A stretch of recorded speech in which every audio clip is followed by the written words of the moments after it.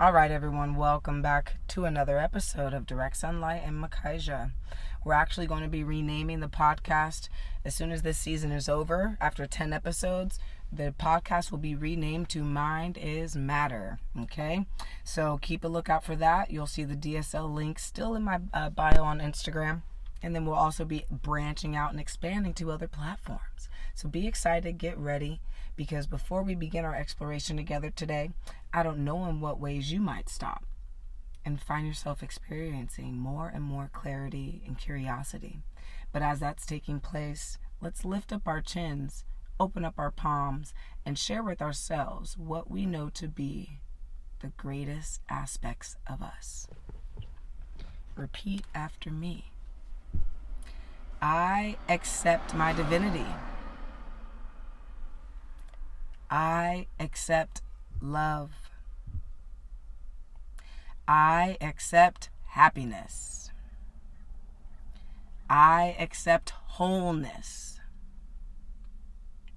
I accept completion. I accept success.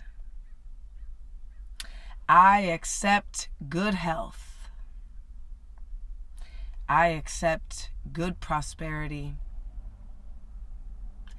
I accept myself. Feel a little better? I bet you do. Because see, when you tell yourself what you accept about yourself, programs that are running that are opposite of that can no longer continue to run in the same direction. They now have a yield sign, so to speak, or a yellow light, or a stop sign to turn or yield to what is now being told to it. So as you continue to do these and continue to pay attention closely to what it is that is happening in your body, happening in your mind, happening in your heart as you express these words that we just said together, you'll find yourself grasping more of you and letting go of everything that is not you. This is a bonus podcast. Something I've been doing for a while is this. Pay attention. So let's imagine that you are a speaker, okay? And you have properly prepared yourself for one of the greatest speeches, in your opinion, that you think you'll ever give. Okay? You are about an hour away from giving your speech. You're in the car driving to the destination to get there early so you can be prepped and ready on stage. And you get a phone call from a friend, one of your friends. You know what they're calling about. So you kind of roll your eyes. You're like, God, not right now, right? You say, you know what? Let's just settle this right now. We had an argument. I just want to settle this with my best friend so I can get back to focusing on my speech. You pick up the phone, best friend and you start talking and then start getting into a heated conversation that ends about 5 minutes later. Well, 5 minutes before, you were in a state of being ready to give a beautiful, profound speech. And now, how might you feel? Angered, frustration, pissed off, scared, everything except for the state that you need to be in to deliver a great speech, right? So you've now pulled up to the theater where you'll be giving this speech, but now you're in a place of anger, frustration, apathy, negativity, pessimism. This is my question to you. What is it that you do right now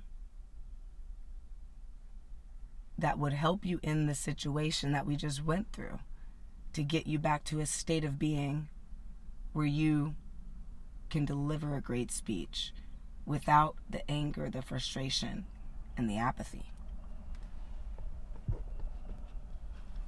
Really ponder that. I want you to actively imagine what tools right now do you have and what would you do? to get yourself back to a place where you can deliver the speech at a high value, where the people hearing it can be transferred your energy of confidence, positivity, and good experience. You have your answer? Do you like your answer? Have you used that before? I hope you like your answer. I have one too. Okay? I have one too. The answer that I would give to you and to myself in that situation, I haven't been in that situation before, I just made that up, but I would actually find a space alone where I can speak out loud, close my eyes, and just start saying these two words. Thank you. Thank you. Thank you. Thank you. Thank you. Thank you. Thank you. Thank you. Thank you. Thank you, God. Thank you. Over and over and over and over and over and over and over. And you know what starts to happen? Gratefulness. Becoming grateful is what happens. You become grateful for the situation. You become grateful for the new thing that is coming. You become grateful for just waking up. You become grateful for your hands, your toes, your mouth.